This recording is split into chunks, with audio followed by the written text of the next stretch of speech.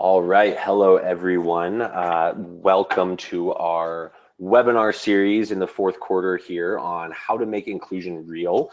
We have our expert speaker series with Dr. Laura Hamill, and we are excited to dive into this topic. So thank you all for joining live, and thank you for anyone that is listening to this recording as well.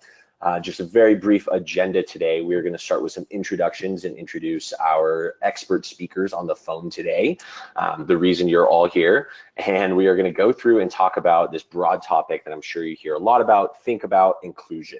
So why we focus on inclusion, what it really means to us, and then make it real with some real scenarios that we hear from the companies that we speak to, our customers out in the field.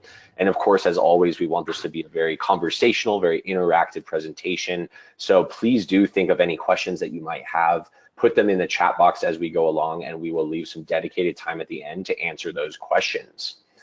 So diving in, and let us introduce who we have on the phone here. So Dr. Laura Hamill and Lauren Ferguson, our manager of the Limeade Institute. Very excited to have both of these experts on the phone today, and would love to just introduce them. So Laura and Lauren, would you like to introduce yourselves and just say a little bit about yourselves as well? Sure, thanks so much, Nick. I'm Laura Hamill, and I have two primary roles at Limeade. I head up the people team, which you could think of as our human resources function, and I also head up Limeade Institute. Limeade Institute is our internal research function. We do research on these topics, well-being, inclusion, engagement, and really how they're all connected. So I'm so excited to be here with Lauren. Thanks, Laura. I'm manager at Limeade Institute, work very closely with Laura on all of our research. I'm incredibly passionate about diversity and inclusion in studying it and in making it come to life here at Limeade and for our customers. So I'm really looking forward to today. Fantastic. Thank you both. So diving right in, we just want to start with this question. What is inclusion? I know I think of a few different things when I think of inclusion, and I know it oftentimes can be confused with maybe complementary concepts. So can you tell us a little bit about what this really means? Absolutely. So you can really see a trend that more and more organizations aren't even just talking about diversity, they're also talking about diversity and inclusion. So for sure, focusing on making sure that we're hiring people who have a lot of different backgrounds and perspectives. But when you put the inclusion piece in it, you're also talking about how do you make the place where they work a place where they want to come every day. So that's what we're really talking about, is this idea of inclusion. And we really believe that they need to go, diversity and inclusion need to go hand in hand. So what is the definition? So inclusion is the sense of belonging, connection, community at work. And I hope you get the feeling of the feeling with this, right? It's really about how I feel connected to my workplace and connected to the people around me. But it's also another really important piece. It's this idea of being welcomed and known and valued for who I am, that I can be myself, that I can really feel like I'm valued for who I am. So both of those pieces are so important to the definition of inclusion. Let's talk a little bit more about this. So when you think about this topic of inclusion, there are these two pieces. There's this piece I was just talking about who I am uniquely. I need to be able to feel like I can be myself, and then I'm valued for my differences, that being different and being who I am is important and valued and recognized. At the same time, I need to feel like I belong to something bigger, that I feel this connection to this organization and to other people who work here. So what's interesting, if you think about this, it's almost like they're kind of two tensions, you could think of them, or maybe even polarities, right? Two things that seem like they're different or opposite from each other, but both of them need to be true. So I want to be valued for who I am, the unique person that I am, but I also want to feel part of something bigger. There's actually some really cool academic research on this topic. It's called optimal distinctiveness theory, and it was really thought of probably in the early 90s by Brewer, was the first person who did this. And it's really this idea of there's a human need to have both of these things to be true at the same time. And so what I really encourage people who are thinking about this topic is don't just think about inclusion as this belonging piece. belonging matters a ton, but I also have to belong in a place where I feel like I can be myself and that I'm valued for my individuality at the same time. So both of those things are so important. And in fact, I think it could be even, I mean, I might go as far as saying a little dangerous if we only focus on the belonging and similarity and connection piece. That's a place where you can feel like you're just a number, maybe groupthink can happen, we're all assimilating and being the same. So it's so important that we have both of these concepts to be true at the same time. My differences are valued, I can be my unique self, but I also feel a connection to this place and to my coworkers. Interesting. Thank you, Laura. I love that definition there where inclusion really is that feeling. So why should we care about it? Why should an organization focus on inclusion? Well, I hope, the first reason why is it's a basic human need, right? As I was just talking about, it feels good and right. And in some ways, you could think of it as very much the right thing to do for people. So that's one of the most important reasons. But I think the other really important piece is that it's really great for business results when we create inclusive workforces. This is just a sample of some of the statistics around this. You probably heard ideas around inclusive workforces being more innovative. There's also some cool stats around higher cash flow. Also how inclusion is related to retention or intention to stay in an organization. So there are some really kind of powerful business results that many organizations probably care about. So one of the things that I wanted to kind of put out there is this idea of how the topic of inclusion is related to other things organizations might care about.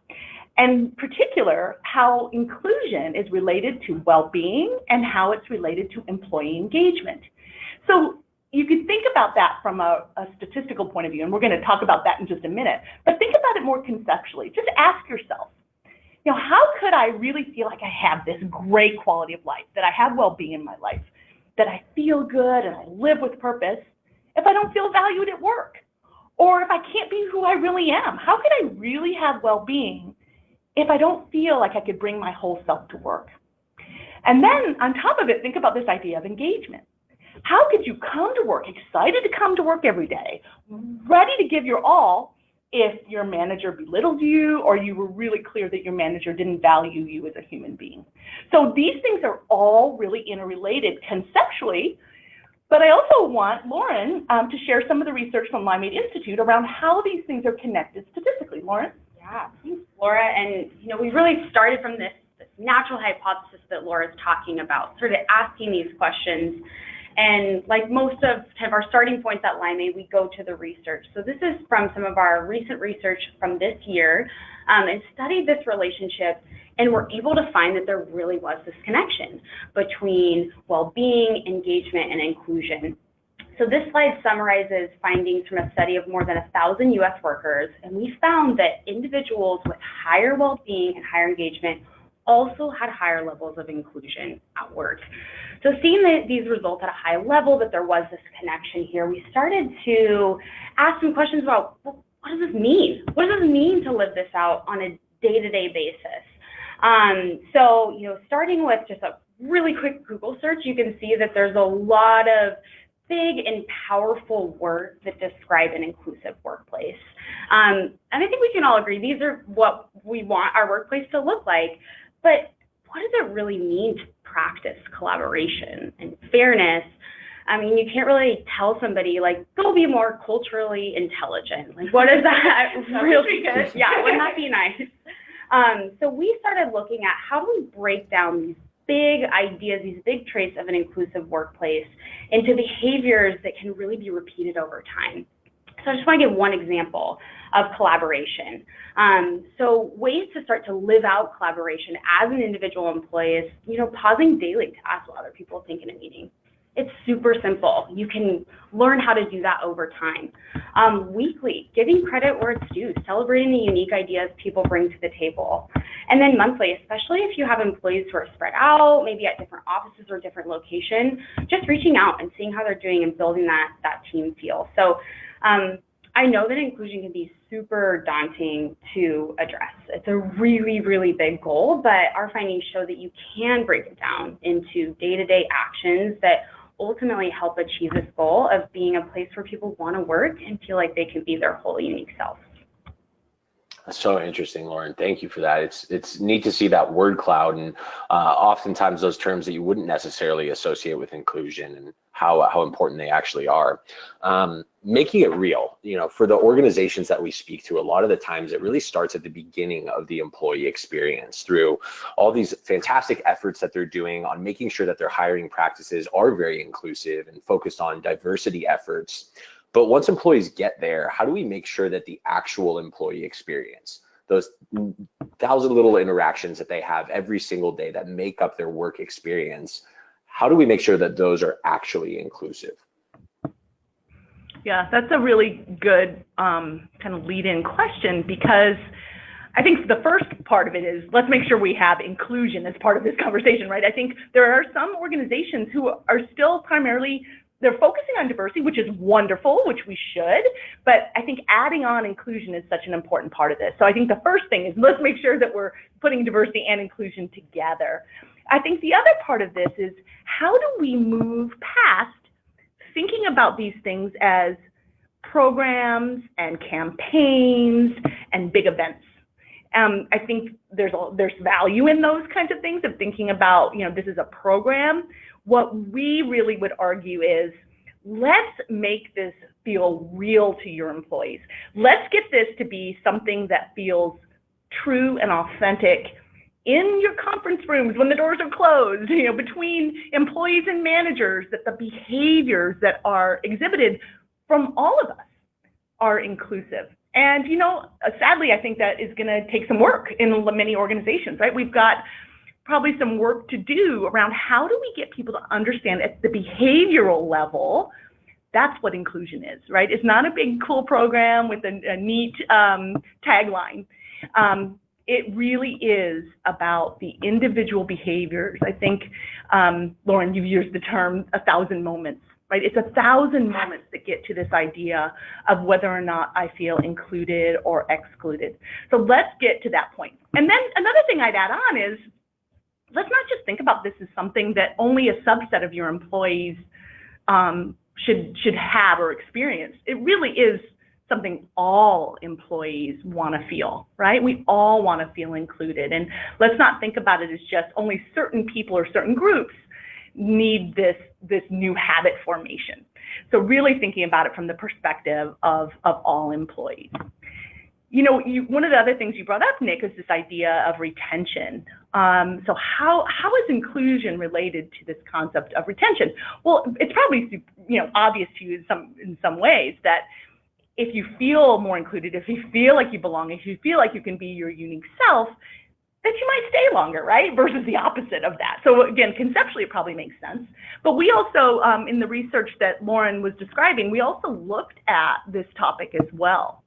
So what we were interested in is, if you think about people who are participating in our study and whether or not they had high inclusion or low inclusion, we wanted to see, what those inclusion groups looked like with regard to specific results.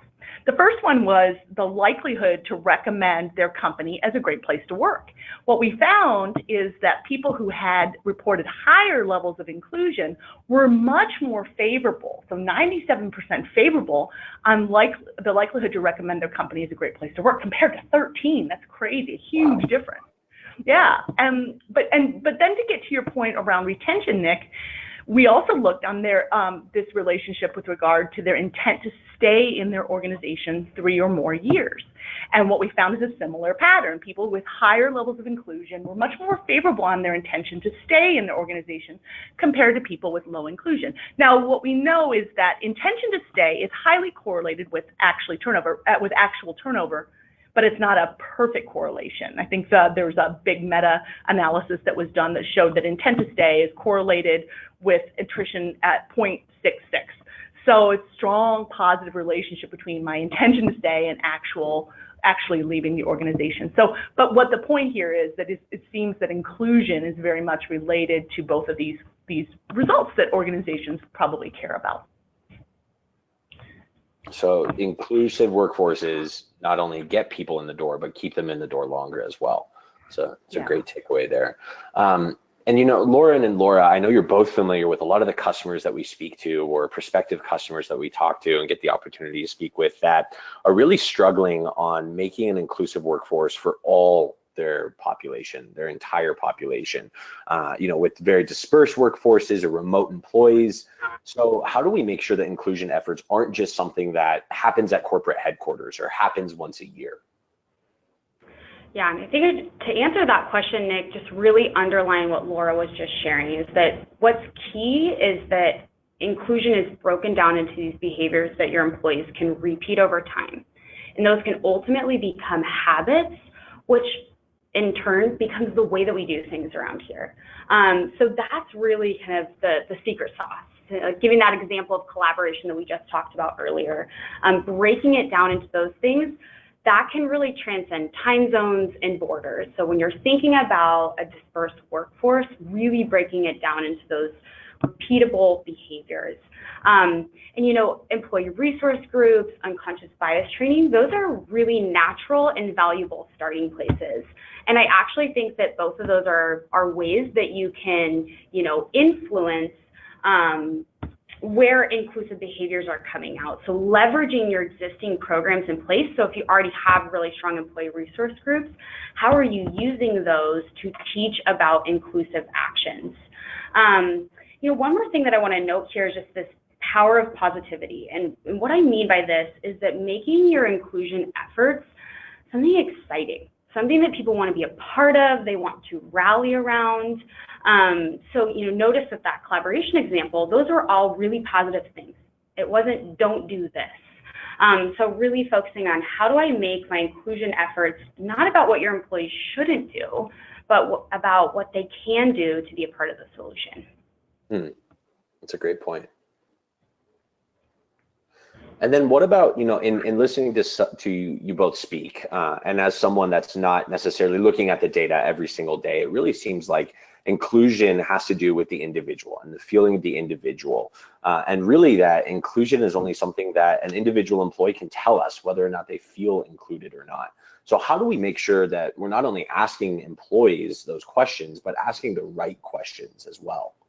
Yeah, that's an interesting topic because I've already kind of seen that in some organizations where, they absolutely are saying diversity and inclusion go hand in hand and that they're focusing on inclusion, but they don't really know if their employees feel included. So I think it's so important to make sure that you're listening to employees, that you're giving employees an opportunity to tell you whether or not they feel included, and that you're listening to that feedback. I think it's so important that we really do that. And, I don't think we can say one way or another if you have an inclusive workforce, if you haven't asked your employees, right? It almost goes by definition that it's up to the employees whether or not they think, whether or not they feel included. So I really recommend to organizations that you find ways to give employees a voice on this topic. And, some organizations are large, some are small, and some are in between. So there's a lot of different ways you could do that. You can just talk to people very informally. You could do focus groups, right? You could have some regular, weekly measure of this. You could put it into your employee survey. There's a lot of different ways that you could really listen to your employees on this topic, but I just encourage you to find a way, right? Find a way that works for your organization. Many larger organizations need to think about measurement and measuring the topic of inclusion. And again, what we always go back to, and what I think the research really supports, is let's think about it in terms of those behaviors that are what you might think of as kind of smaller behaviors that really are the things that lead to people feeling included. So we would recommend that you think about kind of a whole model or picture of all the drivers of inclusion, and on top of that, an overall measure of inclusion. So that's what we would recommend, is that you really think through what's the model of inclusion that you're following. Now, what's cool about that, when you think about that, it's you're able to measure progress over time. You're able to understand kind of where you might have some strengths and where you have some areas for improvement. It allows you then to really focus your efforts, take some action when you measure inclusion. So I thought it might be helpful for Lauren to share the ways that we do that here. Yeah, when we look at it, Laura, you kind of mentioned this, the drivers of inclusion, and we kind of think of them as the inclusion components. And these are examples of the different inclusion components, and then some questions that we ask within each component to get at that. So asking things like feeling connected to coworkers, or just having like the support and resources to do your work. So these are just some examples of how we ask this, and why I think this is, you talked about having that overall measure. That's a great starting point. Just asking about belonging and inclusion. What I find really useful about this and breaking it down into these components is it gives you some clear starting points. Especially if you have little resources and little time, you can really look at, okay, I really need to focus on learning and development. That's one of my areas of opportunity. And we've actually taken that same model here at Limeade with our employees, is looking at, okay, what are the 3 components that we really need to focus on to address, becoming a more inclusive workplace. So, there are lots of ways to get at it, but these are really the drivers that we believe are most important and important to dig into. That's great. So, as we do dive into these key takeaways here, really want to stress the importance of how this isn't just something that happens within a role or for one certain individual. And looking at our attendees here on the webinar today, I know we have chief HR officers and VPs of total rewards and benefits managers, and not just inclusion and diversity officers. So how do we really make sure that everyone is working towards creating an inclusive workforce and that it's impactful no matter your role? So the first takeaway I hope people get is that inclusion is really powerful for individual people, and it's really important to business results. And I think part of this is the idea of, this isn't something that should just sit in one group, like you were saying, Nick. It really could be thought of as something that's related to all these other topics that we typically think of in human resources, right? Related to well-being, related to engagement. And it's powerful because it's really creating a place where people want to come to work every day. It really is applicable, I think, to all of us if we want to create places where people want to come and they want to do their best work. So that's why it's really powerful at the kind of individual level, and then how that translates to business results. And another takeaway we hope that you see in this is that inclusion is about belonging and connection and community at work, and really helping people feel known and welcomed and valued for their unique selves. One of the ways that we started doing this at Limeade actually is in our orientation, we have people share pictures that represent some aspect of their whole self. And we get everything from maybe a dish, some sort of food dish that represents their cultural background, to their dog, to their partner, and just the feeling that people get from being able to share that with their coworkers. You can feel it in the room. And that's what we want to create. We want to create that feeling, but every day and in every meeting and every interaction.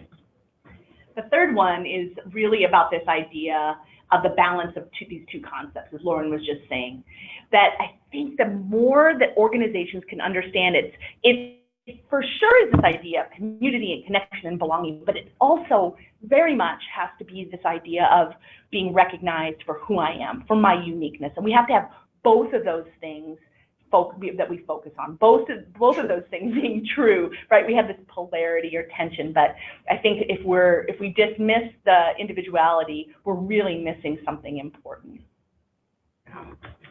And then final takeaway, and I feel like we've been talking about this throughout, is really making it actionable, those repeatable actions for all of your employees, not just thinking about those who are in employee resource groups or just your leaders, but all employees. Another key word here is inspire. Again, that's that positive movement that people really feel like they want to be a part of. So that's something that is really important to really creating an inclusive workplace. Fantastic info. Thank you both. And now we want to open it up to a question and answer period. And I know we already have a few questions trickling in, and in fact already answered a question around measurement and how we do that through the third scenario. But staying on that fourth takeaway there, Lauren, One of the questions that we received is, how do you take action on survey results with big employee populations? Yeah, that's a great question. So we actually use our own product, and with the product, the Inclusion Plus product, we can measure those items. Again, those 7 example items that we show. We have a 23-item survey, and we can look at the results of those and see activities that it recommends. So that's really a powerful tool, is using those dashboards and then breaking it down into different activities. And I think really what Laura was talking about, though, with big workforces, maybe if you can't start with that huge survey, just asking one question in a survey you may already be doing is valuable for large organizations. Yeah. Do you want to add to that, Laura? I just would say, I think maybe it's just a little, to me, the paradigm shift around, thinking about this as something that's all of these little, again, I keep going back to this idea of 1,000 moments, right? All of these little behaviors, these interactions, these ways that your employees are being treated, thinking about inclusion from that perspective versus just a big campaign or a big program. That to me is the part that's so important, because when you start thinking about it that way, it feels a lot more actionable. It feels a lot more like, oh, we can help people understand, how to do a better job in recognizing the work of other people, right? That feels like something I can get my head wrapped around, something we can do about it. But when we keep it at this really high level, really conceptual level, it starts to feel a little overwhelming. So I think that's the first important piece, is let's get it to the point where people see the behaviors, and then it feels a lot more doable. That's perfect. We know change doesn't occur overnight, and I think that's probably a perfect segue into our next question here, which is, just tell me more how you create habits and behavior change. Yeah, sure. The idea of habits, I think there's a part of that that's creating awareness, right? So how do we even understand on an individual level, and I'll take it, for myself, how do I even realize the impact I'm having on other people, the way I'm acting, that I many times, might just be going through doing things the way I've always done them and don't really have an awareness around the impact I'm having on other people. So to me, that first part of behavior change is always creating awareness. And there's a lot of ways you can do that, right? You could do that through doing an assessment or doing survey results, but you can also just have an environment where somebody feels like they could tell you, right? And that you feel, or you even ask for it, right? You ask for, tell me how that felt, tell me how I impacted you. So I think the awareness part is the biggest part.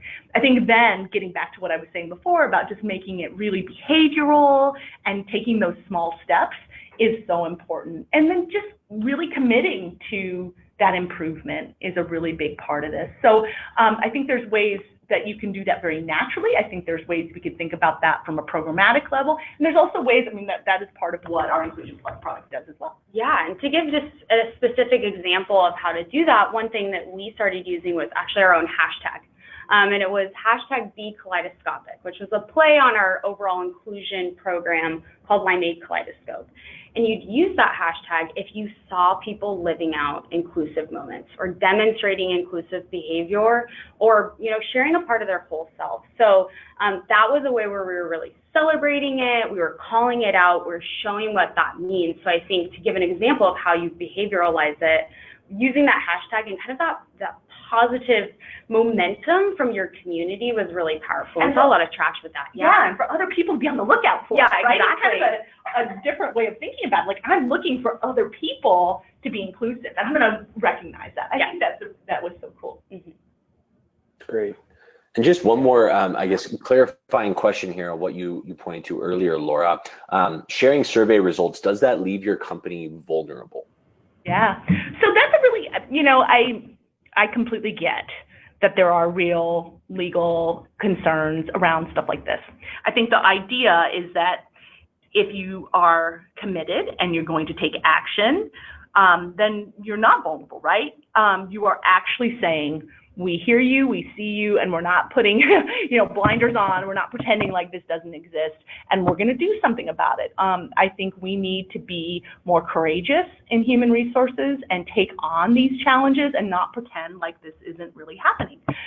It's so important that we face the reality and really do something about it. So I think I definitely hear that is something that some organizations are worried about, but I would encourage you to be courageous and face these kinds of topics. I think it will really work to create a better place to work and a place where people want to come every day. So I feel like let's do that. Let's have some courage. Really showing employees that you're listening. I really appreciate that. That's a great point, Laura. Well, we are out of time. Thank you all so much. Big thanks to both Lauren and Laura, our experts on inclusion here. And thank you to everyone that joined. We will be following up with the recording as well as a few follow-up materials. And just wanted to plug our next webinar that we have coming up on December 4th.